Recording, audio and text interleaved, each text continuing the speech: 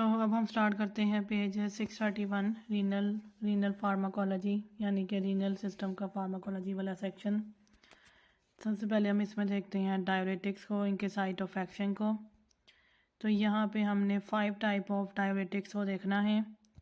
सबसे पहले इसमें है मैनिटोल। मैनिटोल जो है वो ब्लू कलर से उन्होंने शो किया हुआ है। मैनिटोल जो है वो प्रॉक्सिमल कॉन्वोलेटेड ट्यूब्यूल पे एक्ट करता है और descending limb of loop of Henley पे एक्ट करता है। इसने जो है वो वाटर की रीअब्जॉर्प्शन करनी है।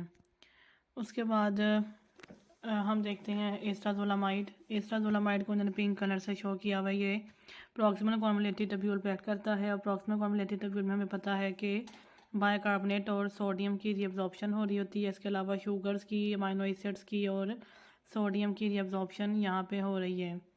Loop diuretics ascending limb of loop of Henley पे एक्ट करना होता है, जहाँ पे जो है वो सोडियम क्लोराइड और पोटेशियम की रीअब्जॉर्प्शन हो रही होती है। इसके अलावा कैल्शियम की और मैग्नीशियम की रीअब्जॉर्प्शन भी यहाँ पे हो रही है।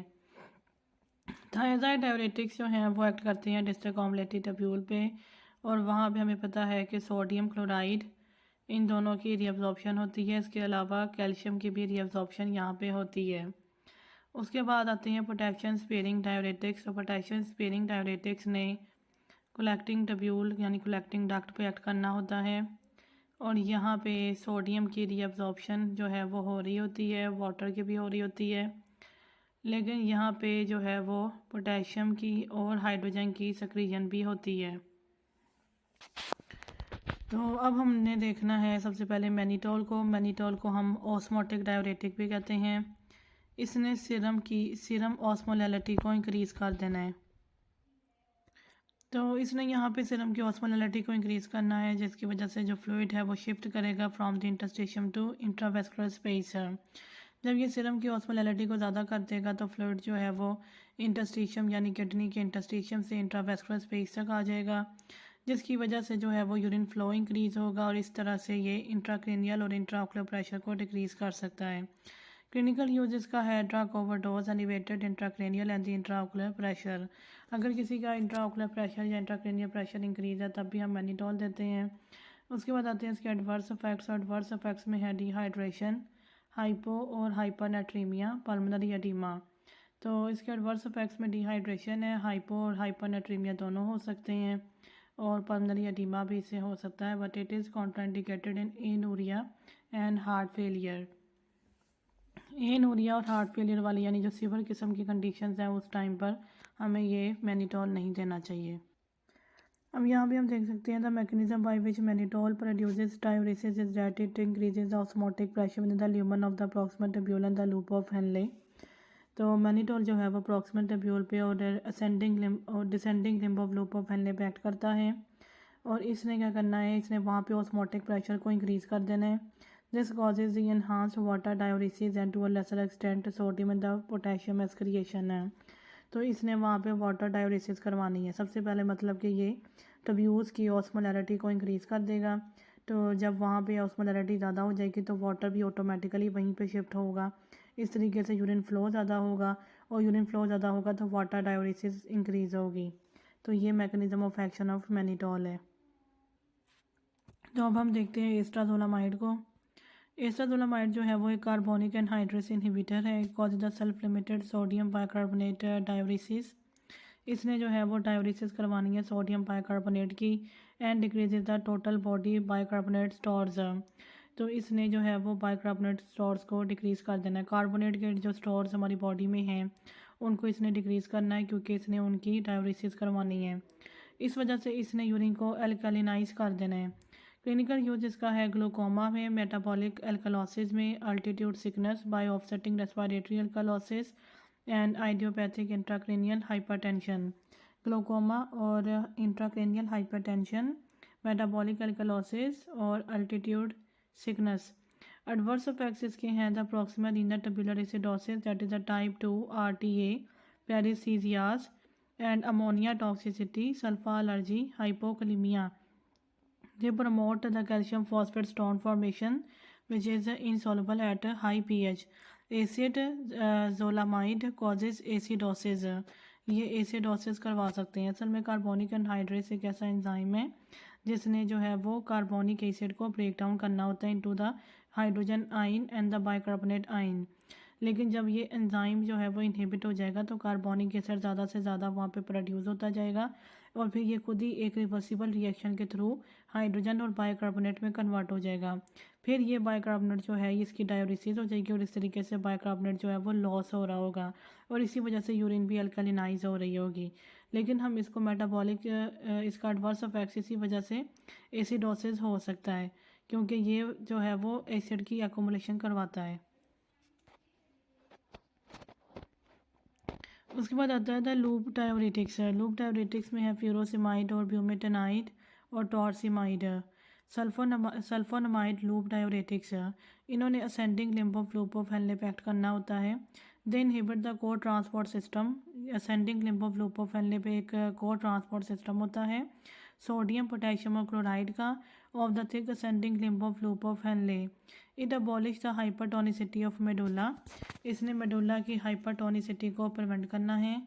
प्रिवेंटिंग कंसंट्रेशन ऑफ यूरिन, तो इन्होंने यूरिन की कंसंट्रेशन को प्रिवेंट करना है, यानी कि ये डाइल्यूट यूरिन को प्रोड्यूस करेंगे।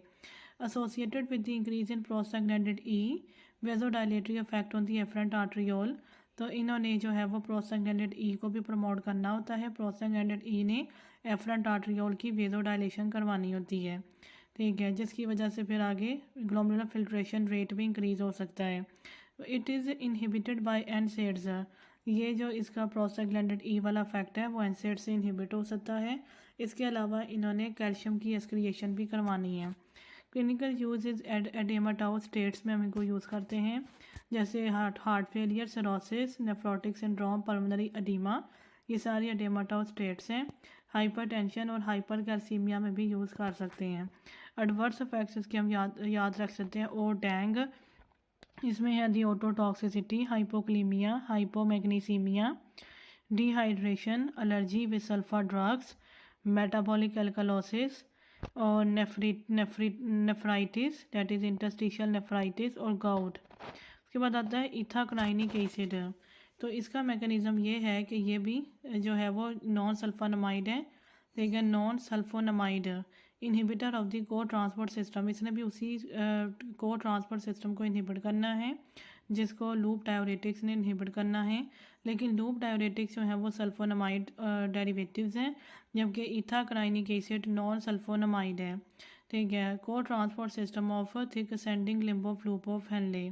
Clinical usages diuresis in patients allergic to sulfur drugs, तो इन्होंने भी उन पेशेंट्स में यूज़फुल रहना है जो सल्फर ड्रग्स को एलर्जिक होते हैं। Adverse effects is similar to furosemide but it is more ototoxic. Ototoxicity इनकी ज़्यादा है as compare to the loop diuretics, ठीक है। बाकी सारे इनके साइड इफ़ेक्ट्स जो हैं वो सिमिलर टू लूप डायोरेटिक्स ही हैं। इसके बाद हम देखते हैं थायाजाइड डायोरेटिक्स, तो इसमें हाइड्रोक्लोरोथायाजाइड है, क्लोरथैलिडोन है और मीटोलाजोन है। Mechanism they inhibit the sodium chloride reabsorption in the early distal convoluted tubule. इन्होंने अर्ली डिस्टल कॉन्वोलेटेड टब्यूल में सोडियम क्लोराइड की रीअब्जॉर्प्शन को इनहिबिट कर देना है, जिसकी वजह से decrease in diluting capacity of nephron. अब इन्होंने जो है वो डाइल्यूटिंग कैपेसिटी ऑफ नेफ्रॉन को डिक्रीज़ करना है और कैल्शियम की एक्सक्रिएशन को भी डिक्रीज़ करना है। जो लूप डायोरेटिक्स से उन्होंने कैल्शियम की एक्सक्रिएशन को इंक्रीज़ किया था, इन्होंने कैल्शियम की एक्सक्रिएशन को डिक्रीज़ कर देना है। इसके अलावा इन्होंने डाइल्यूटिंग कैपेसिटी ऑफ नेफ्रॉन को डिक्रीज़ किया है और उन्होंने जो है वो कंसंट्रेशन ऑफ यूरिन को डिक्रीज़ किया था, प्रिवेंटिंग कंसंट्रेटिंग ऑफ यूरिन। तो इन्होंने कंसंट्रेटेड यूरिन को नहीं होने देना और इन्होंने यूरिन को डाइल्यूट नहीं होने देना। क्लिनिकल यूज़ इसका हाइपरटेंशन है, हार्ट फेलियर, आइडियोपैथिक हाइपरकैल्सीयूरिया, क्योंकि ये कैल्शियम एक्सक्रिएशन को प्रिवेंट करते हैं, नेफ्रोजेनिक डायबिटीज़ इंसिपिडस और ऑस्टियोपोरोसिस। उसके बाद एडवर्स इफेक्ट्स हैं। उसके बाद इसके एडवर्स इफेक्ट्स में यदि hypokalaemic metabolic alkalosis, hyponatraemia, hyperglycaemia, hyperlipidaemia, hyperuricaemia, hypercalcaemia और सल्फा एलर्जी। इसको हम हाइपरग्लूक के नाम से भी याद रख सकते हैं, जैसे हाइपरग्लाइसीमिया, हाइपरलिपिडीमिया, हाइपरयूरिसीमिया, और हाइपर कैल्सीमिया। इसके अलावा इसमें भी सल्फा एलर्जी हो सकती है और इसमें हाइपोकलीमिक मेटाबॉलिक एल्कलोसिस भी होती है। उसके बाद आते हैं द पोटेशियम स्पीयरिंग डाययूरेटिक्स। इसमें एक तो है द स्पाइरोनोलैक्टोन, एप्लेरिनॉन, अमीलोराइड और triamterene SEAT seat, keep your seat. उसके बाद the mechanism, spironolactone and the eplerenone are the competitive aldosterone receptor antagonist. इस तरीके से ये एल्डोस्टेरोन के एक तरह से जो है वो इनहिबिटर्स बन गए इन द कॉर्टिकल कलेक्टिंग टब्यूल। ठीक है, जो कॉर्टेक्स में आता है वो वाले उस पार्ट का जो कॉर्टेक्स में आने वाला कलेक्टिंग टब्यूल है वहाँ पे triamterene and amiloride block the sodium channels at the same part of the टब्यूल।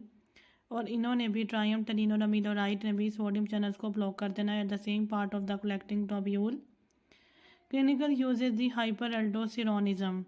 अब इन्होंने क्या किया, इन्होंने एल्डोस्टेरोन को अपने रिसेप्टर के साथ नहीं लगने दिया। एल्डोस्टेरोन जो है वो अब एक्टिवेट नहीं हो सकेगा। तो एक तरह से ये एल्डोस्टेरोन के इनहिबिटर्स हैं। अब हम इन्हें तब यूज़ करेंगे जब हाइपर एल्डोस्टेरोनिज्म हुई हो, पोटेशियम डिप्लीजन हुई हो, हार्ट फेलियर, हेपेटिक एसाइटिस में यूज़ करते हैं स्पाइरोनोलैक्टोन को, नेफ्रोजेनिक डायबिटीज़ इंसिपिडस में यूज़ करते हैं अमीलोराइड को, एंटी एंड्रोजन स्पाइरोनोलैक्टोन को। ठीक है, एंटी एंड्रोजेनिक इफेक्ट्स भी होते हैं स्पाइरोनोलैक्टोन के। एडवर्स इफेक्ट्स इनके हैं हाइपरकलीमिया। ठीक है, ये हाइपरकलीमिया करवा सकते हैं, can lead to the arrhythmias. Endocrine effects हो सकते हैं विद स्पाइरोनोलैक्टोन जैसे गायनाकोमास्टिया और एंटी एंड्रोजन इफेक्ट्स और metabolic acidosis.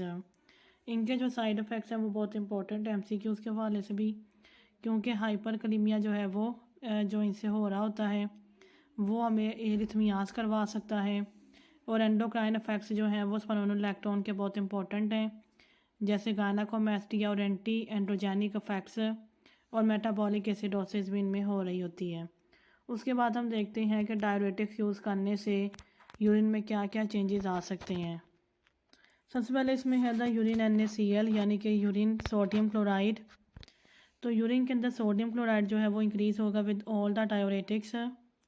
Concentration varies based on potency of diuretic factor, लेकिन उनकी कंसनट्रेशन जो है वो वेरिएबल हो सकती है depending on the potency of diuretic. Serum NaCl में डिक्रीज ऐसा रिजल्ट।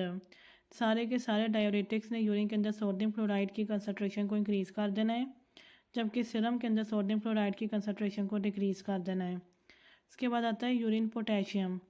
सारे के सारों ने जो है वो इसको इंक्रीज़ करना होता है, इंक्रीजेज एक्सपेशली विद। सबसे ज़्यादा जो इंक्रीज़ करना है वो लूप डाययूरेटिक्स ने और थायाजाइड डाययूरेटिक्स ने पोटेशियम की कंसनट्रेशन को यूरिन में इंक्रीज़ करना है, एक्सक्लूडिंग पोटेशियम स्पेयरिंग डाययूरेटिक्स। सिर्फ पोटेशियम स्पेयरिंग डाययूरेटिक्स ने जो है वो प्रिवेंट करना होता है पोटेशियम को यूरिन में इंक्रीज़ होने से। इसके बाद हम देखते हैं ब्लड pH। तो इसमें है डिक्रीज्ड pH यानी एसिडीमिया। एसिडीमिया का मतलब है कि सीरम के अंदर एसिड ज़्यादा है, एसिडीमिया का ये मतलब है, इस वजह से pH उस टाइम डिक्रीज़ हो जाएगी। कार्बोनिक एनहाइड्रेस इनहिबिटर्स, ये काम जो है ये कार्बोनिक एनहाइड्रेस इनहिबिटर्स करवा सकते हैं। और फिर उसके बाद ये बाइकार्बोनेट के रीअब्जॉर्प्शन को भी डिक्रीज़ करते हैं। ये बात हमने पहले भी देखी कि कार्बोनिक एनहाइड्रेस इनहिबिटर्स बाइकार्बोनेट के स्टोर्स को डिक्रीज़ करते हैं, इसीलिए कि ये बाइकार्बोनेट के टोटल बॉडी लॉस करवा रहे होते हैं और रीअब्जॉर्प्शन को प्रिवेंट करेंगे। पोटेशियम स्पेयरिंग ने भी एसिडीमिया करवाना होता है। इन्होंने एल्डोस्टेरोन ब्लॉकेड जो है वो एक तरह से करवा दिया, एल्डोस्टेरोन ब्लॉकेड करवा दिया which prevents aldosterone blockade prevents potassium secretion and the hydrogen secretion. Aldosterone जो होता है वो सोडियम की रीअब्जॉर्प्शन करता है और पोटेशियम और हाइड्रोजन की सिक्रीजन कर रहा होता है। लेकिन जब हम एल्डोस्टेरोन को ब्लॉक कर देंगे तो फिर पोटेशियम की और हाइड्रोजन की सिक्रीजन नहीं होगी। इसी वजह से पोटेशियम स्पेयरिंग डाययूरेटिक के साइड इफ़ेक्ट्स में हाइपरकलीमिया भी हो रहा होता है। Additionally hyperkalaemia leads to the potassium, और अगर हाइपरकलीमिया हो जाता है तो वो जो है वो पोटेशियम की एंट्री करवा देगा ऑल द सेल्स। पोटेशियम जो है वो सेल्स के अंदर जो है वो एंटर हो जाएगा via the hydrogen potassium exchanger in exchange for the hydrogen existing cells. तो पोटेशियम जब सेल्स के अंदर जाएगा, ठीक है, with the hydrogen potassium transporter exchanger, तो फिर उस टाइम पे हाइड्रोजन आइंस जो हैं वो सेल्स से बाहर आ जाएंगे। उसके बाद है एल्कलीमिया। इसका मतलब ये है कि जो पीएच है वो इंक्रीज़ हो गई है और इसमें एसिड्स डिक्रीज़ होते हैं और एल्कैलीज जो हैं वो ज़्यादा हो जाती हैं।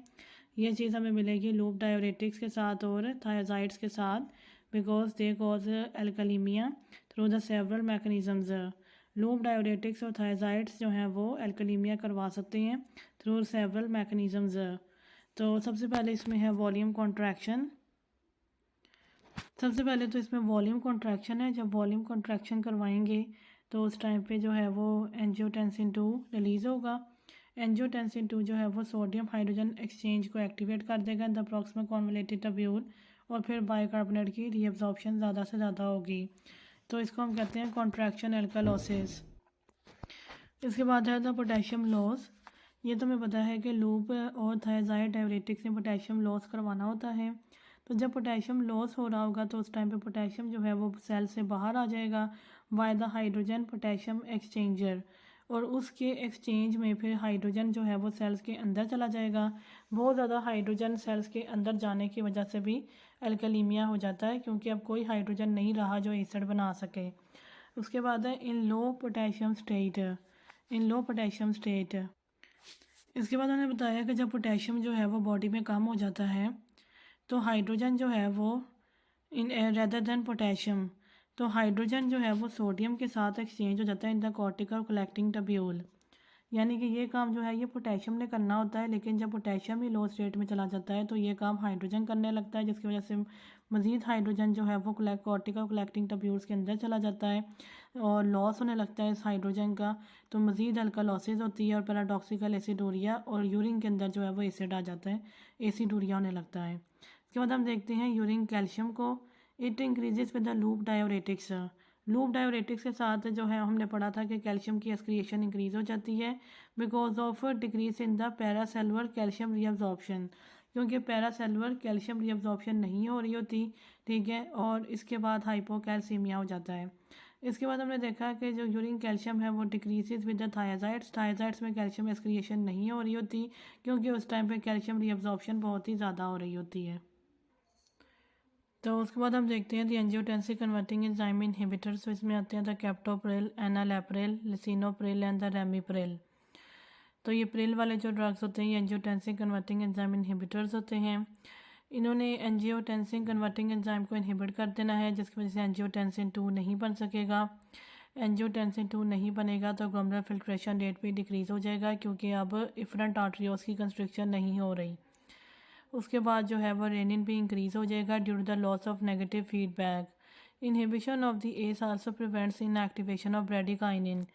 जब हम एस ये एंजियोटेंसिन कन्वर्टिंग एंजाइम को इनहिबिट कर देंगे तो फिर जो ब्रेडिकाइनिन है उसकी इनएक्टिवेशन भी नहीं हो सकेगी, और ब्रेडिकाइनिन एक पोटेंट वेजोडाइलेटर है, इस वजह से इसमें वेजोडाइलेशन भी कॉन्स्टेंटली होती रहेगी। Clinical use hypertension, heart failure में ये मोर्टेलिटी को डिक्रीज़ करता है, प्रोटीनूरिया, फिर diabetic nephropathy, prevent unfavourable heart remodelling as result of chronic hypertension. ठीक है, ये ज़्यादातर जो है वो हार्ट के डिजीज़ के लिए यूज़ होता है। हार्ट फेलियर में ये मोर्टेलिटी को प्रिवेंट करता है और हार्ट रिमॉडलिंग को भी अनफेवरेबल हार्ट रिमॉडलिंग को प्रिवेंट करता है as a result of chronic hypertension. In chronic kidney disease, for example, the diabetic nephropathy, it decreases the intraglomerular pressure, slowing the glomerular basement membrane thickening। ठीक है, तो ये GBM की thickening को भी स्लो करता है, क्योंकि ये इंट्राग्लोमेरुलर प्रेशर को डिक्रीज़ करता है। एडवर्स इफेक्ट्स इसके जो हैं वो हम याद रख सकते हैं। कैच इसमें है cough, angioedema both due to the increase in bradykinin जो कि वेजोडाइलेशन करवाता है। Contraindicated in the C1 esterase inhibitor deficiency. उसके बाद इसमें ये टेरेटोजन भी है, ये फीटल रीनल मालफॉर्मेशन करवा सकता है। क्रेटिनाइन को ये इंक्रीज़ कर देता है, यानी ग्लोमेरुलर फिल्ट्रेशन रेट को डिक्रीज़ कर देता है। हाइपरक्लीमिया एंड हाइपोटेंशन भी इसने करवाना है। Used with caution in the bilateral renal artery stenosis because ACE inhibitors will further decrease the glomerular filtration rate. Renal artery stenosis में पहले ही ग्लोमेरुलर फिल्ट्रेशन रेट डिक्रीज़ होता है, लेकिन इस वजह से हमें ये ध्यान से यूज़ करना चाहिए with in the patients with renal artery stenosis, क्योंकि ये फर्दर डिक्रीज़ कर देगा ग्लोमेरुलर फिल्ट्रेशन रेट को, जिसकी वजह से रीनल फेलियर हो सकता है। इसके बाद आते हैं दी एंजियोटेंसिन 2 रिसेप्टर ब्लॉकर्स, इनको हम कहते हैं आर्ब्स। इसमें लोसर्टान, कैंडिसर्टान एंड द वेलसर्टान है। मैकेनिज्म जो है वो selectively block binding of the angiotensin 2 to the AT1 receptor. ये एंजियोटेंसिन 2 को अपने रिसेप्टर के साथ बाइंड नहीं करने देंगे। Effects are similar to the ACE inhibitors but ARBs do not increase bradykinin. इनके सारे के सारे इफेक्ट्स जो हैं वो सिमिलर हैं टू दी एस इनहिबिटर्स, लेकिन ब्रेडिकाइनिन से इनका कोई ताल्लुक नहीं है। Clinical use is hypertension, heart failure, proteinuria और the chronic kidney disease. For example diabetic nephropathy with intolerance to ACE inhibitors, जैसे कफ है और एंजियोडीमा। तो एडवर्स इफेक्ट्स इसके हैं the hyperkalaemia, decreasing glomerular filtration rate, इन्हें भी ग्लोमेरुलर फिल्ट्रेशन रेट को डिक्रीज़ कर देते हैं। हाइपरकलीमिया करवाते हैं, हाइपोटेंशन और टेराटोजन, ये भी टेराटोजन होते हैं। इसके बाद आता है एक ड्रग, इसे हम कहते हैं एलिस्कायरन। एलिस्कायरन जो है वो रेनिन का डायरेक्ट इनहिबिटर है। Thus it blocks the conversion of angiotensinogen to angiotensin 1। Clinical use इसका हाइपरटेंशन है, हाइपरटेंशन में यूज़ कर सकते हैं। एडवर्स इफेक्ट्स इसका हाइपरकलीमिया है, इसने भी ग्लोमेरुलर फिल्ट्रेशन रेट को डिक्रीज़ कर देना है। Hypotension, एंजियोडीमा, relatively contraindicated in patients already taking ACE inhibitors और ARBs and the contraindicated in pregnancy। जो पहले से ये ACE inhibitors या ARBs लेंगे, क्योंकि इन सारों का मैकेनिज्म एक तरह से सेम ही है, इस वजह से उनके साथ हम नहीं देंगे। और ये contraindicated in pregnancy भी है। तो यहाँ पे हमारा जो है वो रीनल सिस्टम ख़त्म होता है।